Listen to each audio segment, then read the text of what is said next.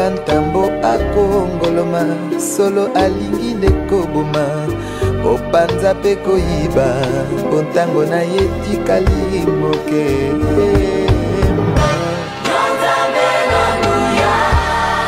ozalisi ya likolo na se mokili esima. Prêtre le frère Boyens. Pendant qu'il monte, nous acclamons Jésus-Christ. Est-ce que nous pouvons encore une fois applaudir très fort le Dieu tout-puissant,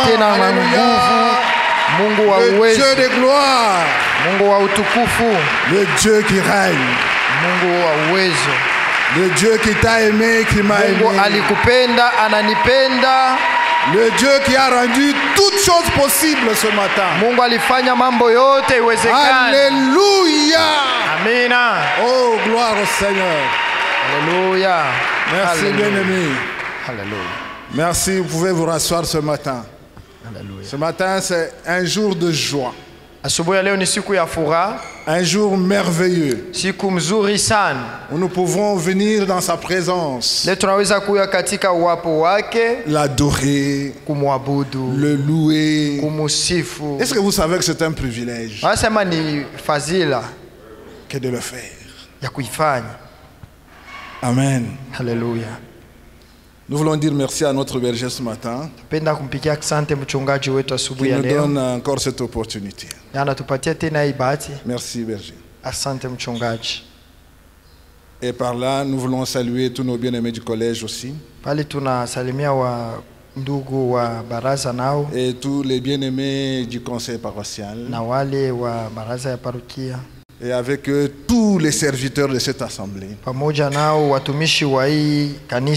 Pour toutes les prières que vous faites en notre faveur jour pour jour. Amen. Amina. Que toute la gloire revienne à notre Dieu. Amina. Amen. Amina. Bien-aimés, il est vrai que les derniers temps que nous passons dans notre assemblée, nous sommes exposés à des enseignements fondamentaux pour notre foi. Ça veut dire que la connaissance est désormais à notre portée. Et j'ose croire que beaucoup d'équivoques sont levés et sont en train d'être levés. Et c'est pour nous vraiment une occasion de saisir quand ces enseignements sont donnés.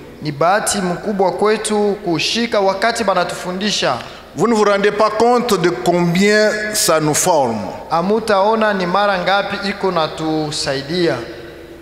Vous ne réalisez pas encore. C'est très très fondamental ces enseignements-là. Bien aimé, dans la pensée grecque,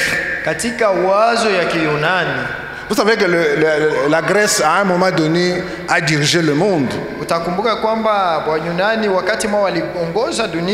La Grèce était comme les États-Unis aujourd'hui.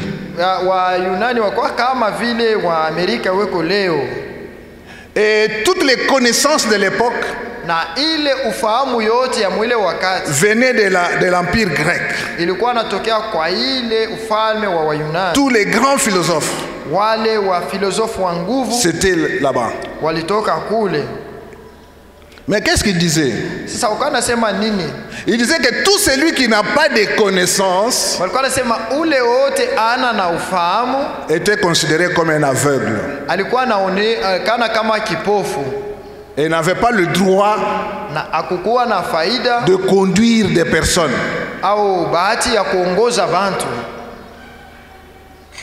Amen. Et comme Jésus est né, ça c'était déjà pendant l'Empire romain. Et la pensée grecque continuait à dominer. C'est ainsi que Jésus va se retrouver devant les pharisiens. Pendant qu'il leur parle, il va leur poser la question. Akabauliza, est-ce qu'un aveugle je, kipofu peut-il conduire un autre aveugle? anaweza kuongoza kipofu mwenzake? Et il répond, Anajibu, il dit non. hapana. Pourquoi? Juu ya nini? Parce que tous les deux tomberont dans le trou. Asa sababu bote bawili batanguka kwa shimo. Amen. Amina. Donc ça veut dire que les enseignements que nous recevons Ni kusema mafundisho tuko napokea mettent fin à notre cécité. iko na shimamisha bupofu bwetu. Ah, ok. Mettre fin à notre cécité. Inamaliza bupofu bwetu Éclaire notre marche chrétienne. na kuangaza safari yetu ya Kikristo. Nous en avons besoin, bien-aimés. Tuko nayo lazima wapendwa. C'est ainsi que ces derniers temps, Jo kwa maana ima wakati les vérités fondamentales telles que maukweli za msingi kama la personne du Saint-Esprit, mtu wa Roho Mtakatifu, l'œuvre du Saint-Esprit, kazi ya Roho Mtakatifu, le baptême du Saint-Esprit, ubatizo wa Roho la Mtakatifu, plénitude du Saint-Esprit, utele wa Roho les Mtakatifu, signes de la présence du Saint-Esprit. maalama za wapo wa Roho Bien-aimés, Mtakatifu. toutes ces vérités fondamentales Wapendwa, ile maukweli yote ya qui nous msingi sont exposées, beko natupatia hayo, si nous les saisissons telles qu'elles sont annoncées, kama tunaishika vile banatutangazia hayo, bien-aimés, nous allons faire la différence avec le Seigneur. wapenda, twafanya machanisho na Bwana, Nous allons vraiment faire la différence avec le Seigneur. twafanya achanisho pamoja na Bwana. J'ai appris aussi énormément, je suis ces enseignements. Nilijifunza sana na mimi nafundishwa sana na hii mafundisho. La confusion qu'il y avait entre le baptême du Saint-Esprit et la plénitude du Saint-Esprit. Tofauti katikati ya ubatizo wa Roho Mtakatifu na utele wa Roho Mtakatifu. La confusion que nous avions dans les signes qui manifestent la présence du Saint-Esprit. Tofauti tulikuwa nayo kuma alama iko naonesha kujazwa Roho Mtakatifu. J'espère que vous avez été nombreux au courant de la semaine. Parce que sur les réseaux sociaux, moi je ne vois que celui qui parle, mais je ne vois pas ceux qui assistent. Mina waza tulikuwa ba mingi katikati ya juma sababu kumitandao tunaona tupaka ule ko nasema tuone makutano. Amen. Amen. Très important. Maana sana. Mais ce matin, Lakini asubuhi ya leo avec la permission de notre berger, na kuturuhusu kwa mchungaji wetu, nous allons amener à porter un brin de lumière tutaleta ka mwangaza kadogo sur un sujet ô combien indispensable kwa kishina moya ya maana sana pour notre marche chrétienne, juu ya safari yetu ya Kikristo, pour notre marche individuelle, juu ya safari yetu ya upekee, mais aussi pour l'église locale. na tena juu ya kanisa ya panafazi. Amen. Amina. Et ce sujet, Na ile kishina c'est la Sainte Seine ce matin. ni meza takatifu ya Bwana. Appelé aussi le repas du Seigneur. Banaita pia chakula ya Bwana. Nous voulons comprendre qu'est-ce qui se passe Tunapenda kuelewa ni nini kunapitikana quand nous nous approchons de la table du Seigneur. wakati tunakaribia meza ya Bwana. Est-ce que c'est un rite comme tout autre? Je, ni zowezo kama zowezo ingine? Est-ce que quand nous nous approchons de la Sainte Seine, Je, wakati tunakaribia kumeza takatifu, est-ce que nous y comprenons quelque chose? je, tunaelewa hako kitu? C'est vrai que moi j'ai 5 ans, j'ai 10 ans, j'ai 20 ans à l'église. Pengine mie niko na miaka 5, miaka 10, Et miaka chaque 10 dimanche, je m'approche de la table. kila siku ya Mungu niko nakaribia meza takatifu. Chaque dimanche, je prends mon pain et ma coupe, je bois et je mange mon pain. Kila siku ya Mungu mimi nakula kikombe na kula mkate.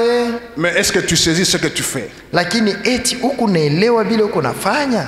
Est-ce que tu comprends? Je, huku nabisikia? Voilà ce qui va nous conduire Jo, ile itatuongoza ce dimanche siku ya Mungu hii et le dimanche prochain. na siku ya Mungu ijayo. Parler, Kusema, nous harmoniser, tupatane, nous mettre sur la même longueur d'onde tuanze kuwaza patua moya de ce que nous faisons autour de cette table. kuhusu bile tunafanyaka juu ya hii meza. Parce que mieux nous comprenons, sababu zaidi tutaelewa mzuri, mieux ça nous aide. zaidi itatusaidia. Mieux ça nous aide. Il Itatusaidia. faut que nous profitions du bénéfice de cette table. Tunapasha tufaidikie na manema ya hii meza. Amen. Haleluya. Le repas du Seigneur. Chakula ya Bwana. Et c'est avec raison Ni na que Christ l'a institué. kile Yesu aliwekea. Amen. Amina. Disons d'abord que la Sainte Seine est une ordonnance du Seigneur. Tuseme kusema meza takatifu ni agizo ya Bwana wetu. Ordonnance. Agizo ya Bwana. Un sacrement Inakuwa ni sakramento. que l'Église doit observer Ile kanisa inapasha kuheshimia à maintes reprises, kila wakati, toutes les fois que nous nous mettons ensemble, kila mara tutajikuta pamoja tout au long de notre vie chrétienne. katika maisha yetu ya Kikristo. Tant que nous vivons, Wakati tungali bazima, tant que nous sommes encore sur la terre, wakati tungaliko na nguvu, tant que Christ ne nous a pas encore enlevés, wakati ule Kristo ya bado kutuchukua, cette ordonnance hii agizo est une réalité parmi nous. ni ukweli katikati yetu. Pourquoi? Juu ya nini? Pourquoi insiste-t-il sur cette ordonnance? Juu ya nini eko na kaza pa hii agizo? C'est parce que la Sainte Seine Kwa sababu meza takatifu est le signe ni alama du renouvellement ya kuzaliwa de upya ma communion avec Christ. ya uhusiano wangu na Kristo. Signe Alama du renouvellement ya kuzaliwa de kupya ma communion avec Christ. ya uhusiano wangu na Kristo. Donc chaque fois que je m'approche Ni de la kusema table, kila wakati nakaribia kumeza, je manifeste, niko naonesha, je montre niko naonesha que ma communion avec Christ se renouvelle. ya kusema uhusiano wangu na Yesu inakuya tena ya sasa. Bien-aimé, Wapendwa, quel est le contexte? sasa ni namna gani? Quel est le contexte dans lequel Ni namna gani la Sainte Seine a été instituée? meza takatifu iliwekwa? Ça a commencé comment? Ilianzishwa je? C'était où Ilikuya et wapi? pourquoi? Na juu ya nini? Amen. Nina Bien-aimé, wapendwa, c'était à la période de la Pâque juive. ilikuwa ni wakati ya Pasaka ya Wayuda. Pour revenir sur la Pâque juive un tout petit peu, Juu ya kurudilia kidogo kwa Pasaka ya Wayuda, lors de la Pâque juive, wakati ya Pasaka ya Wayuda, tous les Juifs, Wayuda wote partout où ils se trouvaient, pahali pote balikuwa najikuta ils faisaient le voyage de Jérusalem walikuwa nafanya safari kwenda pale Yerusalema pour aller fêter la Pâque. juu ya kwenda kusherekea karamu ya Pasaka. Et la Pâque pour eux c'était quoi?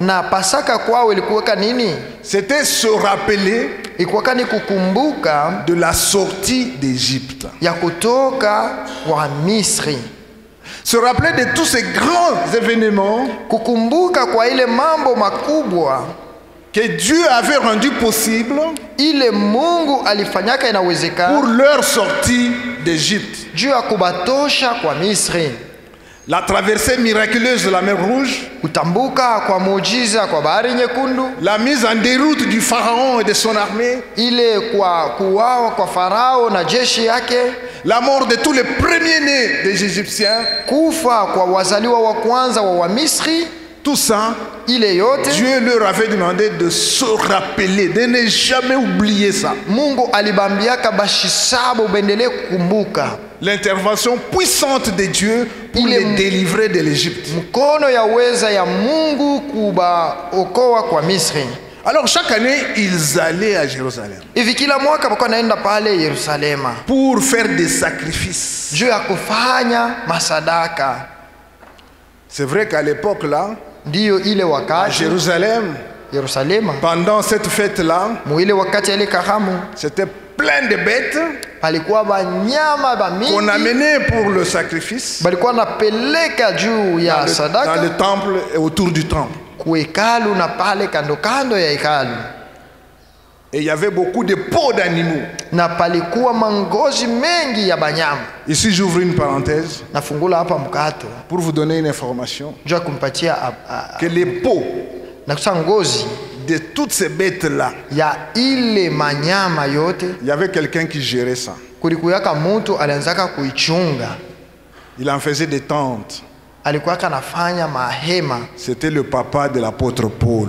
Ilikuwaka ni baba yake ya mtume Paulo. C'est lui qui avait la charge de gérer toutes les peaux des bêtes qui étaient sacrifiées dans le temple. Yeye alikuwaka na kazi ya kuchunga mangozi ya banyama bote balanza kutolea kuhekalu. C'est ainsi qu'il était un homme riche, Jo kwa maana alikuwa mtu mtajiri, jusqu'à payer la nationalité romaine pour son fils, l'apôtre Paul. hata kununua ile kuitwa Muroma mtoto yake Paulo. Je ferme cette parenthèse. Mina funga ile mkato.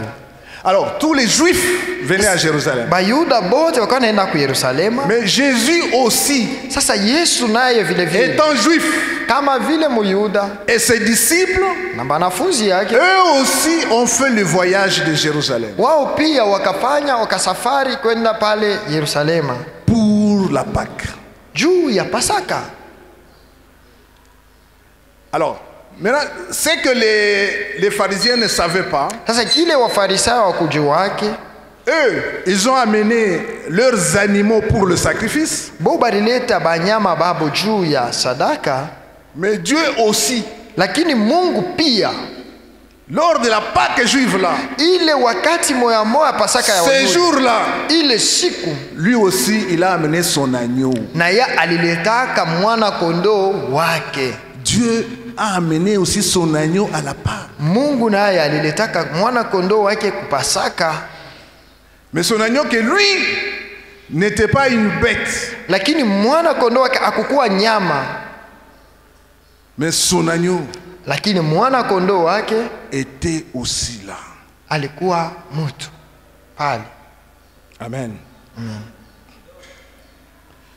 Alors, pendant que les Juifs Wakati wa Yuda faisaient des sacrifices dans le temple, wakanafanya sadaka kuhekalu, Jésus s'était retiré avec ses disciples dans une autre salle, Yesu alijikokotaka na bamitume yake mu dans nyumba un autre ingine, appartement. ama mu nyumba ingine, Et là, na pale il présente aux disciples, anaonesha wanafunzi, il leur dit, anawaambia ce corps hii mwili qui va être meurtri pour vous, itavunjika kwa ajili yenu, et mon sang qui va couler comme signe d'une nouvelle alliance pour vous. na damu yangu itamwangika kama alama ya agano jipya juu yenu. Il est en train de tenir un autre discours devant les disciples. Iko nasema mambo ingine kumbele ya wamitume yake.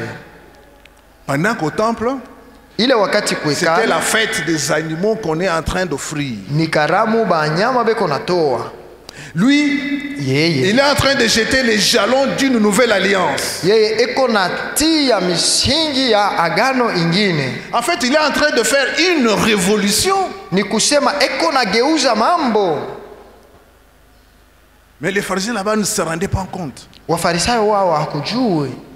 Il est en train de révolutionner les choses. Eko nenda nageuza mambo. Beaucoup ignoraient ce jour-là Wamingi wakuwa na sabwa ile siku que Dieu avait amené aussi son agneau pour le sacrifice. ya kusema Mungu aliletaka pia mwana kondoo wake juu ya Et sadaka. désormais, plus rien ne sera comme avant. Na tena tangu sasa hakuna mambo itakuwa sasa zamani. Bien-aimés, Wapendwa, de la Genèse à l'Apocalypse, tangia mwanzo mpaka Ufunuo, le but de Dieu kifukuzio ya Mungu est d'amener son peuple à communier avec lui. ni kuleta taifa yake ipate kushiriki naye. Bien-aimés, Wapendwa, De Genèse à l'Apocalypse. kuanzia tu pa kitabu ya Mwanzo na Kufunuo. Dieu veut amener son peuple à la communion avec lui. Mungu eko napenda kupeleka watu wake kushirika naye, Pouvoir arriver à boire et à manger dans sa présence. wapike muwezo ya kula na kunwa katika uwapo wake. Alors, lisons notre premier texte. Tusome basi usomi yetu ya kwanza. Matthieu 26. Mathayo sura ya 26.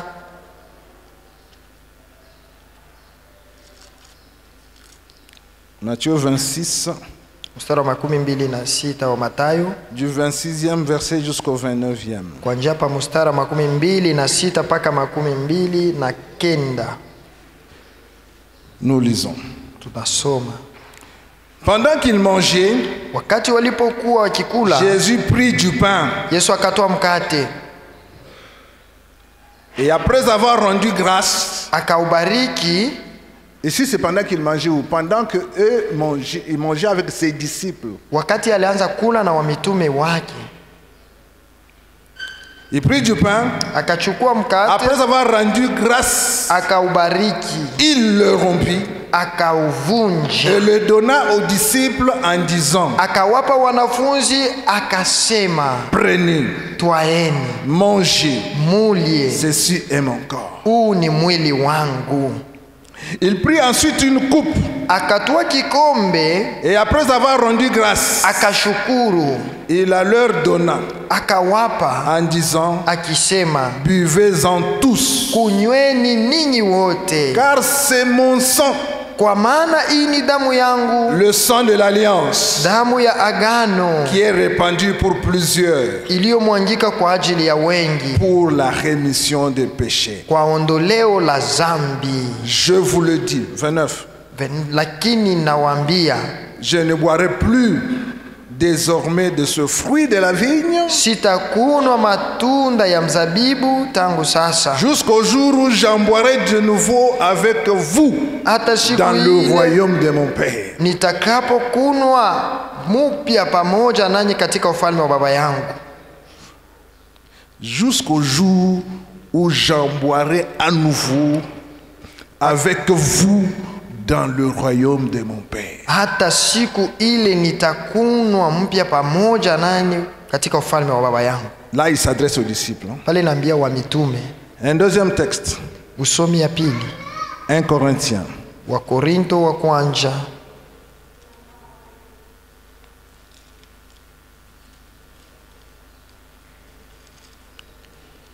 Chapitre 11. sura yake ya 11.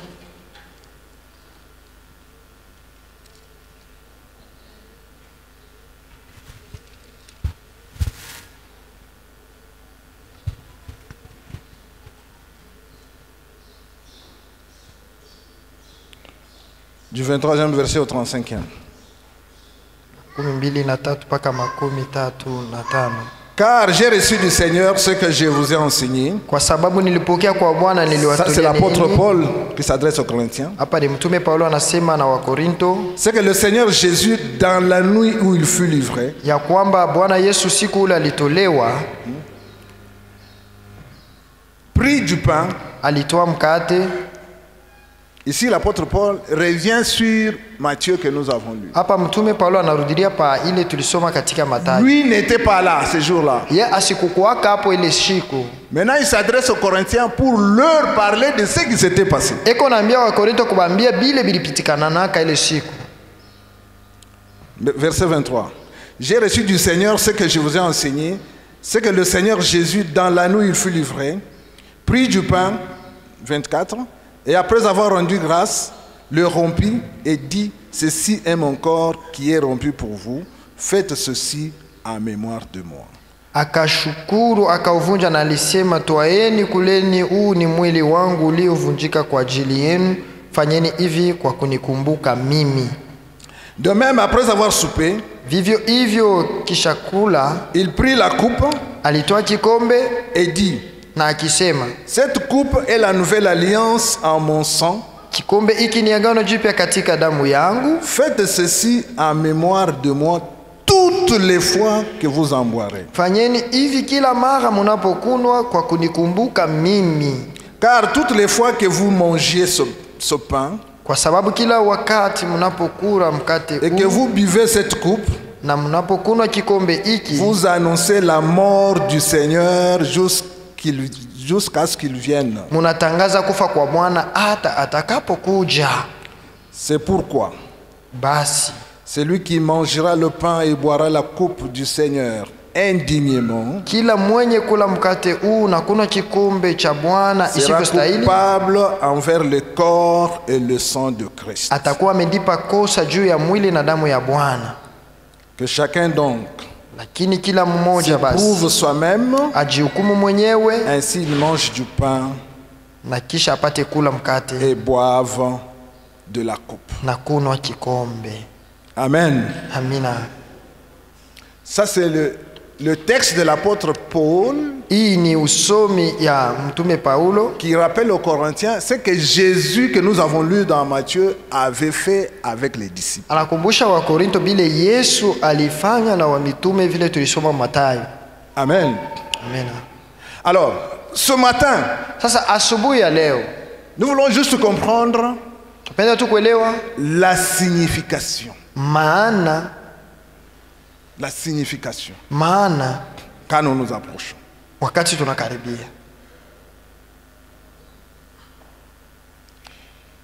Cette signification est complexe et riche. Ile maana iko ya nguvu na yenye kuwa na utajiri wengi. Pour un chrétien Juu ya Mkristo jouissant de la plénitude du Saint-Esprit. ule eko na faidikia na kujazwa kwa Roho Mtakatifu.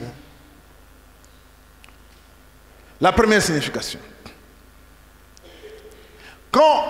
Quand vous vous approchez de la Sainte Seine, de la table, Wakati unakaribia meza ya Bwana, qu'est-ce que vous êtes en train de faire? ni nini uko nafanya? Quand nous nous approchons de la Sainte Seine, Wakati tunakaribia meza takatifu, ce que vous êtes en train de dire ou de signifier, ni kusema uko nasema au uko namaanisha, c'est la proclamation de la mort de Jésus. uko natangaza ni lufu lwa Bwana Yesu. Quand nous participons à la Sainte Seine, nous symbolisons la mort de Christ. Wakati tunasherehekea meza takatifu tunaonesha kufa kwa Yesu.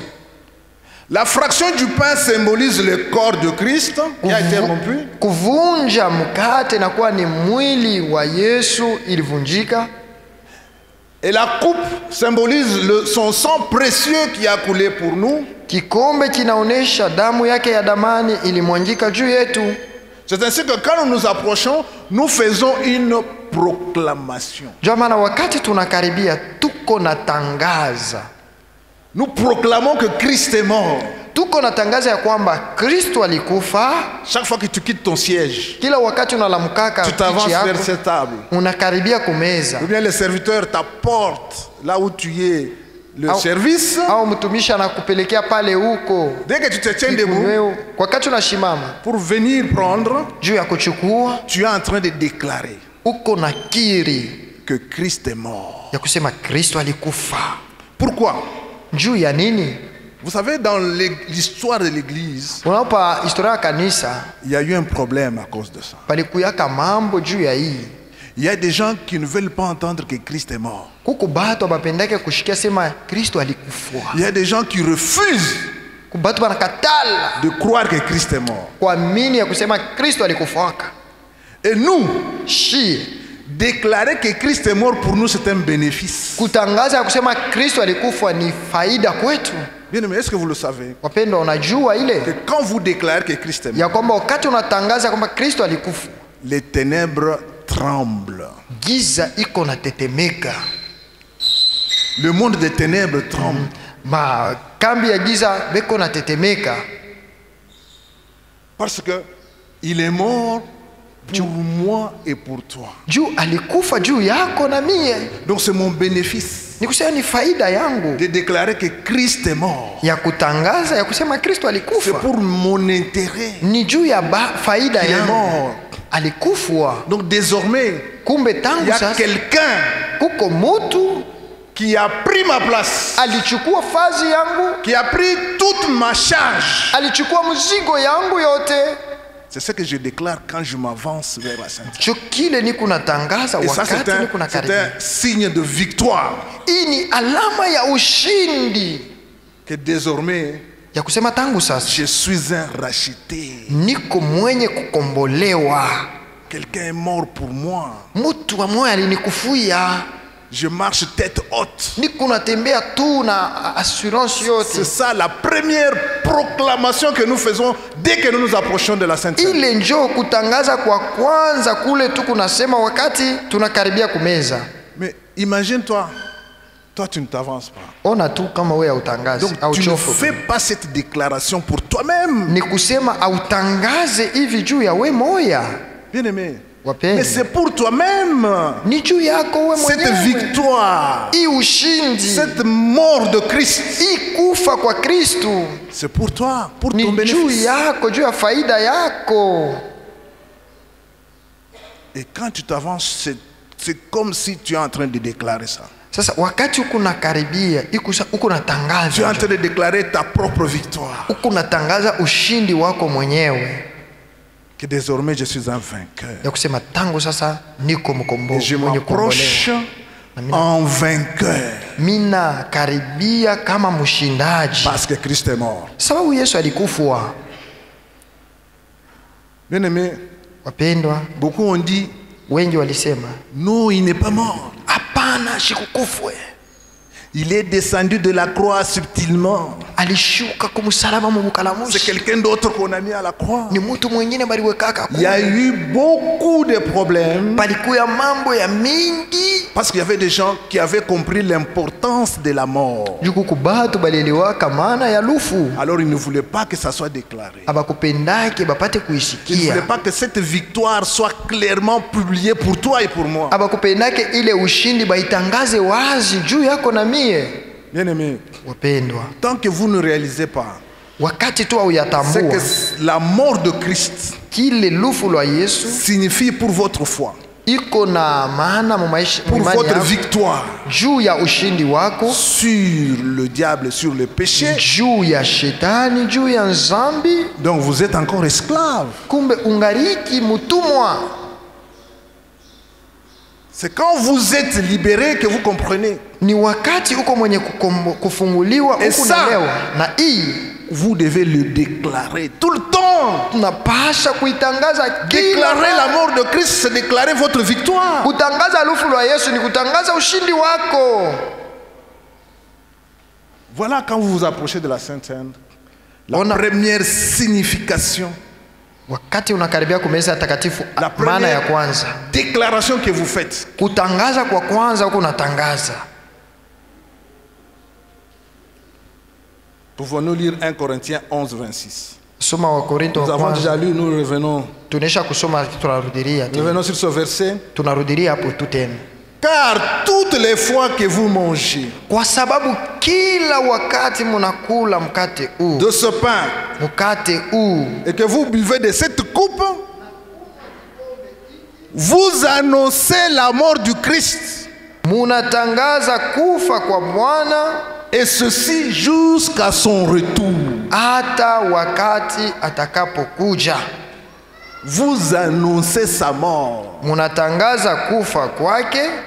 Ça, c'est ce que l'apôtre Paul dit. Jo ile mtume Paulo anasema Chaque fois kila wakati que vous mangez de ce pain, munakula mkate huu que vous buvez de cette coupe, na munakunywa vous annoncez, munatangaza, vous proclamez sa mort. muko natangaza Vous lufu, déclarez sa mort. munatangaza kufa kwake, Parce que c'est pour votre intérêt, bien aimé. sababu ni juu ya faida Cette yenu. victoire Ile ushindi apportée par Christ, yenye kuletwa na Kristu c'est pour mon intérêt. ni juu ya faida C'est yangu, pour ton intérêt. ni juu ya faida yako. Alors déclare-le. Basi uitangaze, Tu le déclares. unaitangaza. En fait, quand vous déclarez, vous faites quoi? Nikisa wakati huko unatangaza unasema nini? Vous vous appropriez. Unajitwika hayo wemo, inakuwa Vous yako. vous appropriez cette victoire. Unajipatia ile ushindi. Et ça, na c'est ile chaque fois que vous vous avancez pour prendre ni la Sainte kila wakati kuna karibia na C'est pour prendre kumeza. le pain Wakati unachukua et mkate, pour prendre la coupe. wakati unakunywa kikombe, C'est ça que vous êtes en train de déclarer. jo ile uko natangaza. Deuxième signification. Maana ya pili, Quand vous prenez la Sainte Seine, wakati unakaribia kumeza takatifu, quand vous vous approchez de la table, wakati unakaribia kumeza takatifu, ça signifie ina maana ya kusema notre participation au bienfait qui découle de la mort de Christ. kusherekea kuwema ile inatokea kulufu lwa Donc Kristo. quand je m'approche de la Sainte Seine, Ni kusema wakati nakaribia kumeza, je déclare mi natangaza ou je proclame au mi natangaza que je participe au bienfait qui découle de la mort de Christ. mi nasherekea kumawema zinatokea kwa lufu lwa Kristu. Je m'approprie les bienfaits qui découlent de la mort de Christ. Mi najipatia ile mawema ya kufa kwa Kristo inakuwa yangu. Mais ces bienfaits, vous en avez une idée, n'est-ce pas? Lakini ile mawema uko na waza, unajua ni nini? Je ne veux pas donner le micro à quelqu'un ce matin Sitapatia mtu kibuyu asubuhi ya leo pour me rappeler les bienfaits de la mort de Christ. juu ya kunikumbusha mawema za lufu lwa Kristo. Vous connaissez beaucoup sur les bienfaits. Unajua iko ya mingi, C'est bon? Ils sont innombrables. hatuwezi kuihesabia, Ils sont innombrables. iko tu ya mingi Et vous en sana, connaissez plusieurs aussi. na unaijua ya mingi na wewe. Mais moi, je vais vous citer quelques-uns. Mimi nitakutaya tu hata moya moya Quelques-uns tu, seulement. nitakutaya tu kidogo kidogo Pour des raisons pédagogiques, tout simplement. juu ya kutufundisha Mais tu. je sais que vous en connaissez beaucoup. Najua unajua ya mingi. Il y a d'abord la rémission de mes péchés. Anu usamee wa zambi. Le fait que je suis pardonné, Kusema tu sema bana nihurumia, c'est un bienfait de la mort de Christ. ni wema ya lufu lwa Kristo. La fin de la culpabilité. Ile kushitakiwa, Je ne me sens plus coupable de tous mes péchés auxquels j'étais exposé. mishijishikie tena mwenye kushitakiwa kwa mazambi yangu yote. C'est un bienfait de la mort de Christ. Ni mambo mazuri juu ya lufu lwa Yesu Et beaucoup d'autres encore. na bingine bya mingi tena. Et quand je m'approche de la Sainte Seine, Sasa wakati niko nakaribia je kumeza, déclare que niko natangaza hivi, je participe, niko na sherekea, je m'approprie mi najipatia hayo les mimi. bienfaits de la mort de Christ. Ile mawema zote zinashindikiza lufu lwa Kristo. Je suis... Un autre bienfait, c'est la victoire que j'ai Wema ingine inakuwa ni ushindi niko nayo sur le monde des ténèbres. juu ya kambi ya giza. Je suis vainqueur Niko mshindaji à cause de la mort de Christ. juu ya lufu lwa Kristo. C'est un bienfait Inakuwa ni mambo mazuri et j'en fais le bien. na mimi naifanya inakuwa yangu, Je m'en approprie mimi najipatia hayo inakuwa yangu. chaque fois que je m'approche Kila wakati niko nakaribia de la table. kumeza takatifu, Un signe de renouvellement de ma communion avec le Seigneur. na hivi mimi nafanya upya tena uhusiano wangu na Bwana. Je viens renouveler Mimi nakuya kuifanya ma upya, communion avec lui. inakuwa ya Chaque sasa fois que je uhusiano m'approche. kila wakati nakaribia. Bien-aimé, Wapendwa, n'est-ce pas merveilleux shi mambo mwa mzuri sana que de s'approcher de la Sainte Seine? ya kukaribia kumeza takatifu. Une autre signification. Maana ingine, De même que la nourriture physique mpaka vile chakula yetu ya mwili nourrit mon corps physique, inalisha mwili yangu, le repas du Seigneur, chakula ya Bwana c'est une nourriture spirituelle. ni chakula ya kiroho. Par là, Christ nourrit et rafraîchit spirituellement mon âme. Pale Bwana eko nalisha kwa kiroho nafsi yangu. Nous allons lire Jean 6, 53-57. Tutasoma Yohane sura ya 6 mstari wa Que Jésus déclare. 15. Yesu anasema, quand nous mangeons le repas que lui nous propose. wakati tunakula chakula ile yeye anatupatia. 53. Makumi tano na tatu. Jésus leur dit, Basi Yesu akawaambia, en vérité, je vous le dis. kweli kweli ninawaambia ninyi, Si vous nous mangez la chair du Fils de l'homme, et si vous nous buvez son sang, vous n'avez point la vie en vous-même. kama hamukuli mwili wa mwana wa watu na kunwa damu yake, hamuna uzima ndani yenu. Celui qui mange ma chair Yeye anayekula mwili wangu et qui boit mon sang na kunwa damu yangu a la vie éternelle. ana uzima wa milele, Je le ressusciterai au dernier jour. nami nitamufufua siku ya mwisho. Car ma chair est vraiment une nourriture. Kwa maana mwili yangu ni chakula cha kweli, Et mon sang est vraiment un breuvage. na damu yangu ni kiakunwa cha kweli.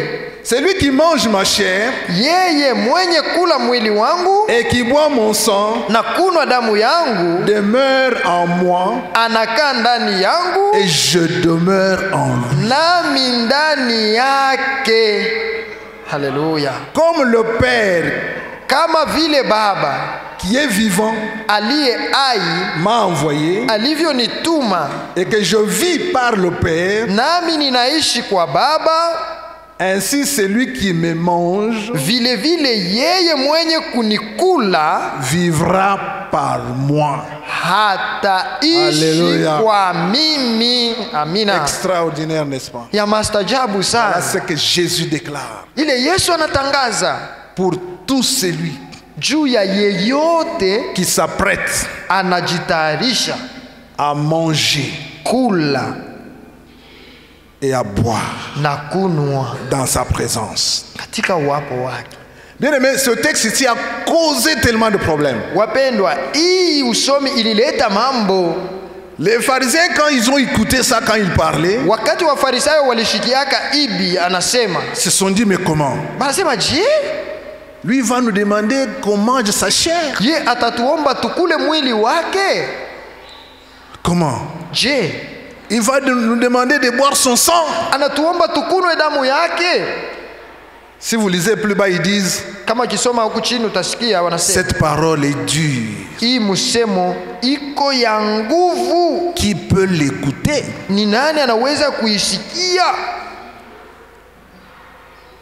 Est-ce qu'elle est dure pour vous ce matin? Je, iko ya nguvu kwenu asubuhi ya leo? Est-ce qu'elle est dure Je, iko ya ce nguvu matin pour vous? asubuhi ya leo kwako? Mais les pharisiens Lakini et même Wafarisayo certains disciples ont dit, na wanafunzi wengine wanasema, nous l'abandonnons. tunamwacha tu Hein? abakie. Ils disent, non, non, non, non, non, non. Haiwezekani. Moi, je ne suis pas un cannibale. Mimi sikuli yake bantu mie. Je ne suis pas un vampire non plus. Mie sina Pour vampire. boire le sang de quelqu'un. Juu ya kunwa damu ya mtu. Amen. Haleluya. Mais Jésus est sérieux dans ce qu'il dit. Lakini Yesu eko na sema na utaratibu wote.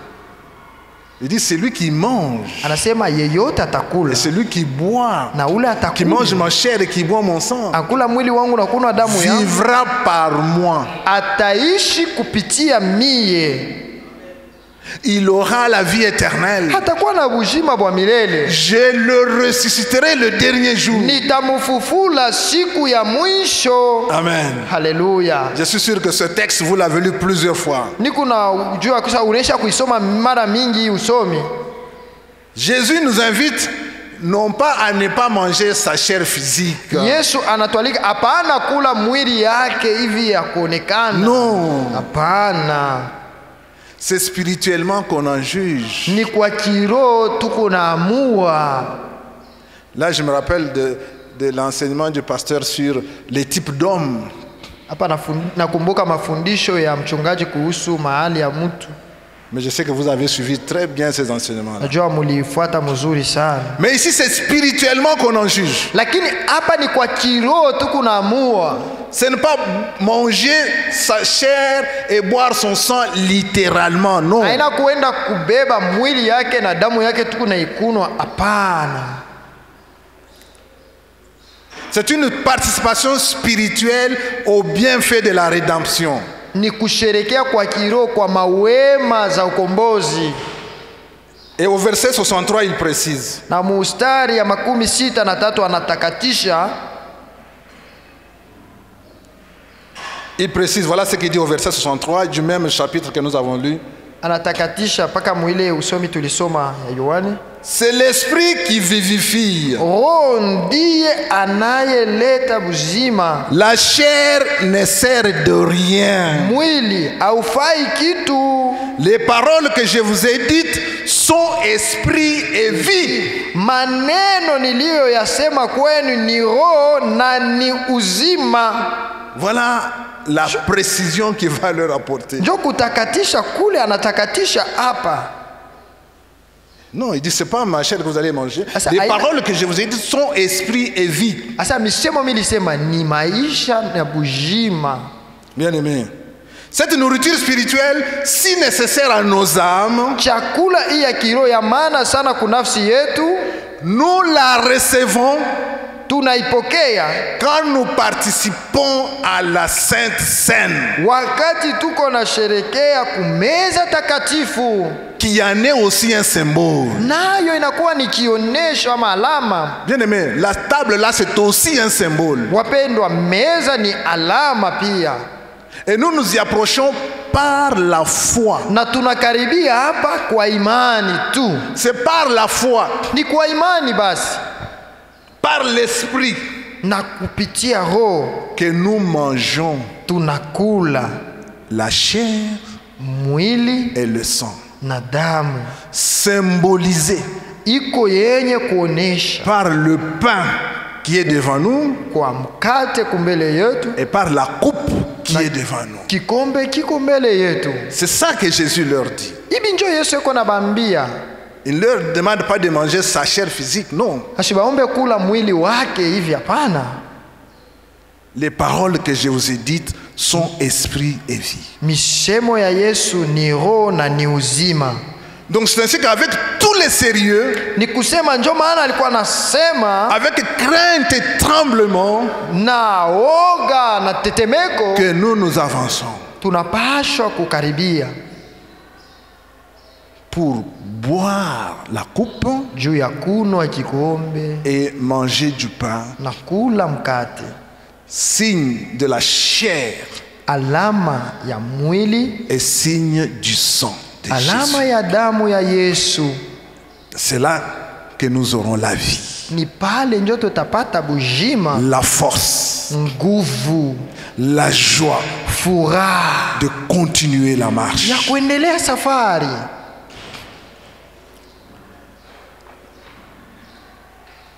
Quatrième signification. Maana ya ine,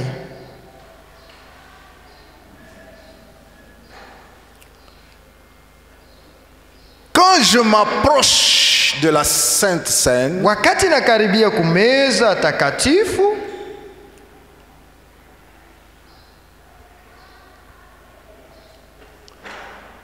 je déclare natangaza l'unité. Umoja. Je déclare l'unité de tous les chrétiens. Natangaza umoja wa Wakristo. Je déclare que je participe à cette unité. Natangaza kwamba niko na sherekea kwa ile umoja. Je déclare que je suis un avec tous les chrétiens. Natangaza kusema niko moja pamoja na Wakristo bote. Je déclare que nous sommes tous ensemble. Niko natangaza kusema tuko pamoja. Je déclare que tous nous faisons un. Niko natangaza kusema shi bote tu ni moya. Donc si toi tu ne t'avances pas, kumbe kama wewe ukaribia hapa, tu déclares que tu es isolé. Huku nasema mimi wangu niko pembeni. Si toi tu ne t'avances pas, wewe kama ukaribie, tu déclares que tu vis dans ton coin. Unasema huku naishi tu ngambo yako. C'est ça ce que ça signifie. Na ile ni amana. Si toi tu ne t'avances pas, kama wewe haukaribie, tu déclares que cette affaire-là ne me concerne pas. unasema ile mambo hainiangalie. Donc si toi tu ne t'avances pas, Kama wewe haukaribie, tu déclares que tu n'es pas avec nous. huku unatangaza asema hauna pamoja na shie. Amen. Amina. Donc je déclare que je suis un avec tous. Niku natangaza ya kusema niku moja na wote. Qu'est-ce que l'apôtre Paul dit là? Mtume Paulo anasema je, 1 Corinthiens 10, 17, voyons. Wakorinto wa kwanza sura ya Colossiens. 10 mstari wa 17. Nous allons voir.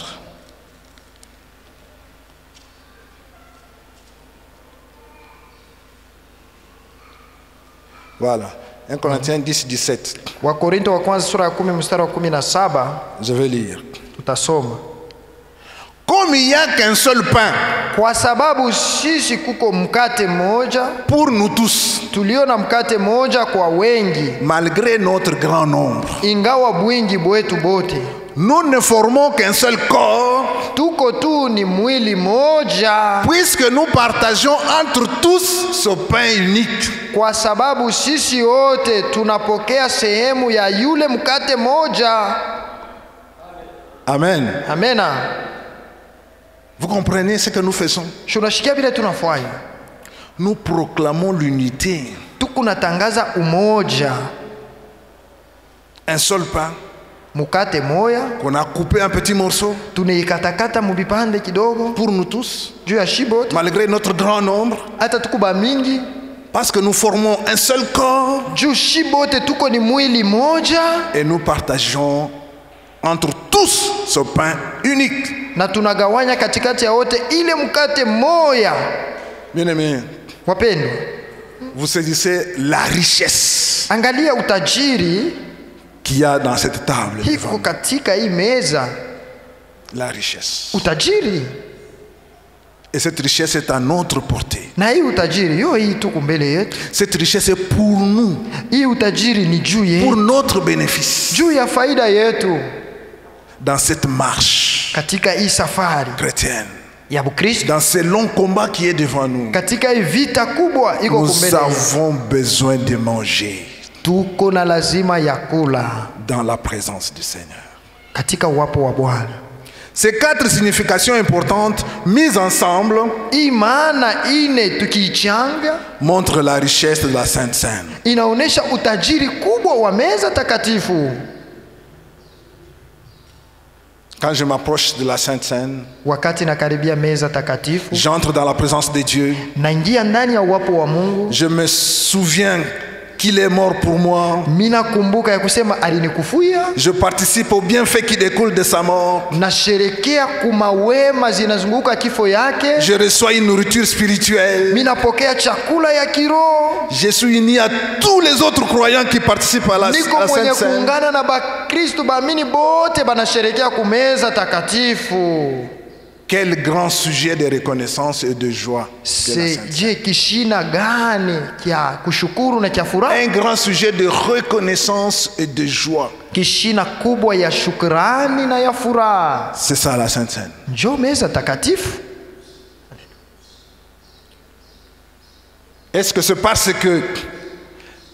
parce que Je ni juu que la tête kichwa de Musée Paulin par exemple, ya mzee Pole kwa mfano qui tient la coupe, anakamata et c'est parce que sa tête ne vous plaît pas que vous n'allez pas avancer à la Sainte Seine? au wakati unamwangalia ashikufurahishe njoo utakaribia kumeza takatifu? Vous vous dites non, hier il ne m'a pas salué. Unasema leo ashikulilamkie.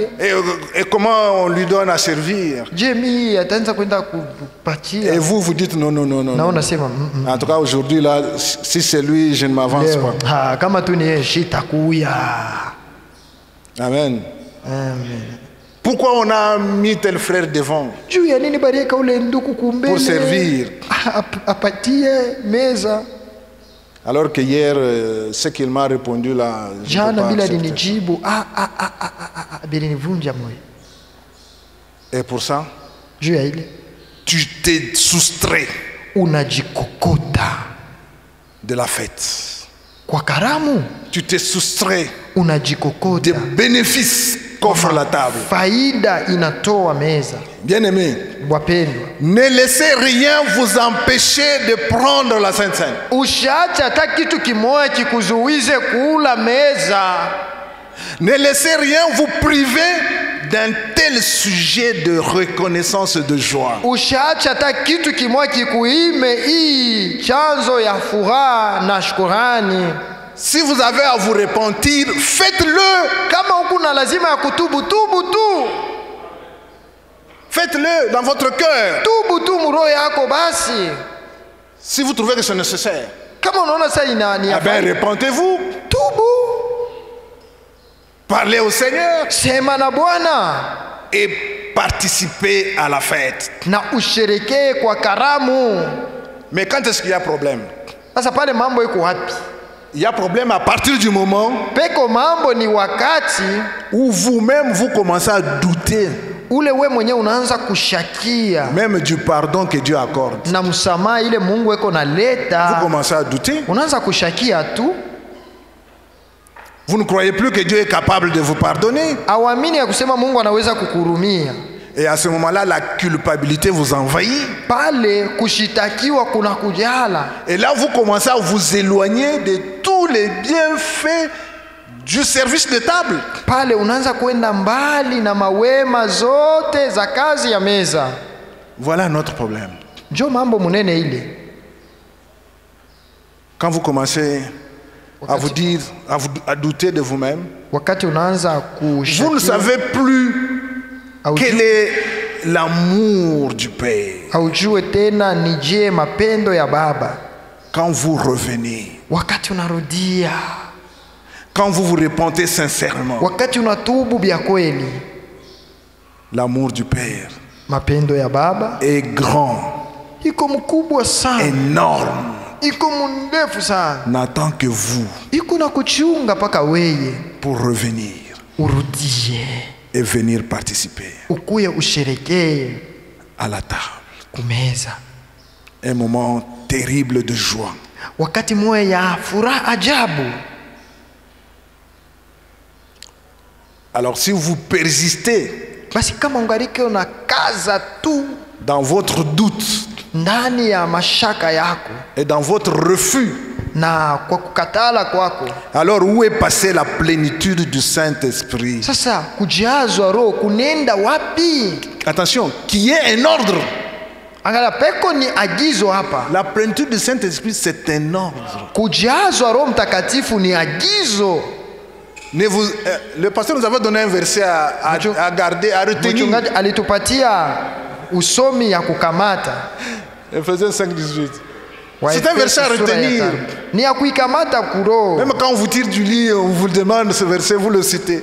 Wakati tu banakwambia wewe unalamka unasema mara moja.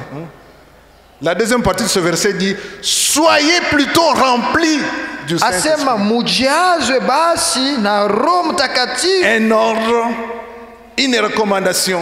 Ni agizo, ni mkazo. Mais si je suis en permanence rempli de l'Esprit, Kama niko mwenye kujazwa kila mara na Roho Mtakatifu, la table est ma nourriture. meza ni chakula yangu. La table est ma nourriture. Chakula, meza ni chakula yangu. Amen. Alléluia. Je crois que pour aujourd'hui, je vais arrêter là. Le reste, on va continuer dimanche prochain. Leo mimi naachia hapa, ile ingine tutaendelea siku Que ya Mungu. Dieu bénisse cet enseignement ce matin. Mungu abariki. Alléluia. Amina, amina.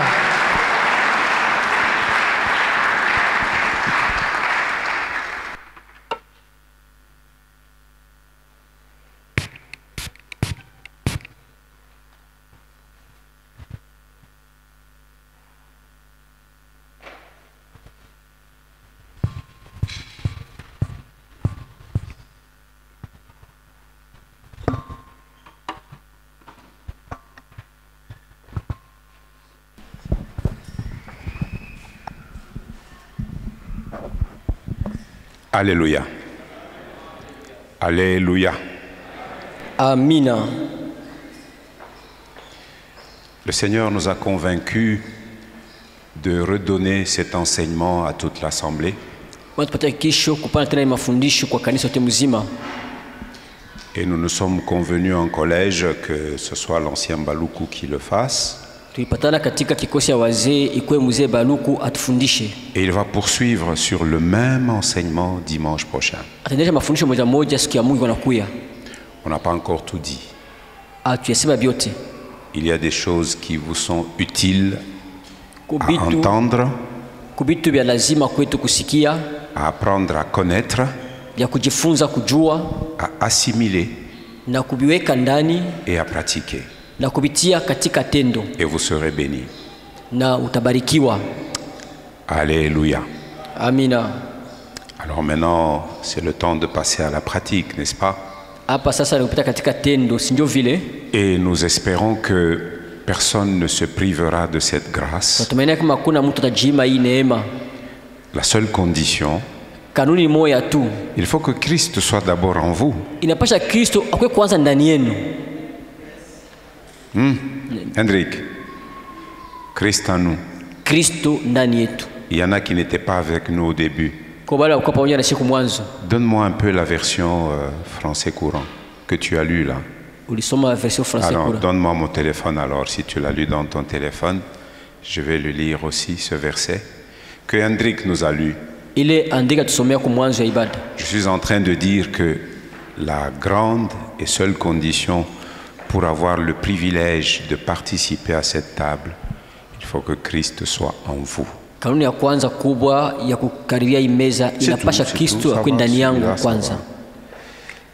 Vous pouvez regarder, on nous projette la version habituelle, Colossiens 1, 27.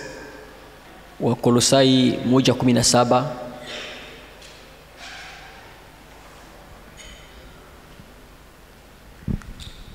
Colossiens 1, 27. Wa Kolosai 1:17. La version courante que nous avons, je pense que c'est celle de Louis II. Elle commence par « à qui ».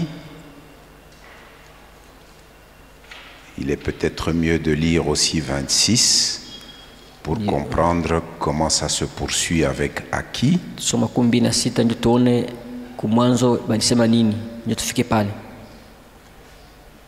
26. Le mystère caché de tout temps et dans tous les âges.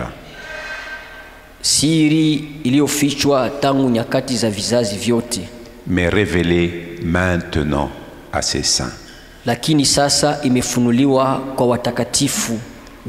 y a un mystère que Dieu a gardé en lui-même. Bien qu'il a appelé Abraham, Abraham ne connaissait pas le détail de ce mystère. Il a appelé Moïse, Moïse ne connaissait pas les détails de ce mystère. Dieu a appelé les prophètes des temps anciens. Ils ne connaissaient pas les détails de ce mystère. Et les détails de ces mystères ont été connus avec la venue de Jésus et avec la venue du Saint-Esprit qui fait sa demeure en nous.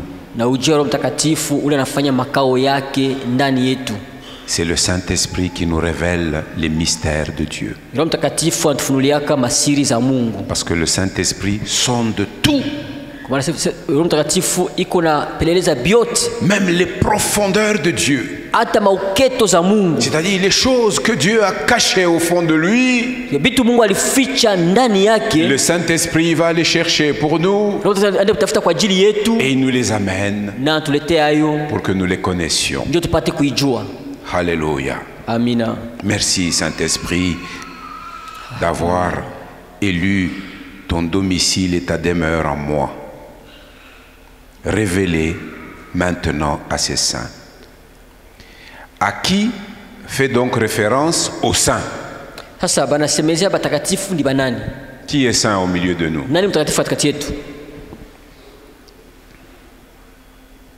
Bon, peut-être quelqu'un se dit, mais ils sont prétentieux. Quelqu'un peut dire Saint n'est pas qu'à Saint Barthélemy, Saint Joseph, Saint Ignace. Ce n'est pas ce qu'enseigne la Bible. Nous tous qui sommes unis à Jésus, par la foi, nous sommes saints. Si tu es uni à Jésus par la foi, tu es saint. Alors, le secret de Dieu caché de tout temps est révélé aux saints. À ces saints-là, Dieu a voulu, maintenant verset 27, Dieu a voulu faire connaître quelque chose. Quoi? La glorieuse richesse de ce mystère qui était caché de tout temps.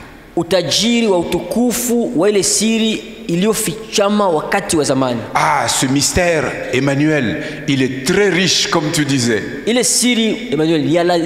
bienfaits de ce mystère sont innombrables.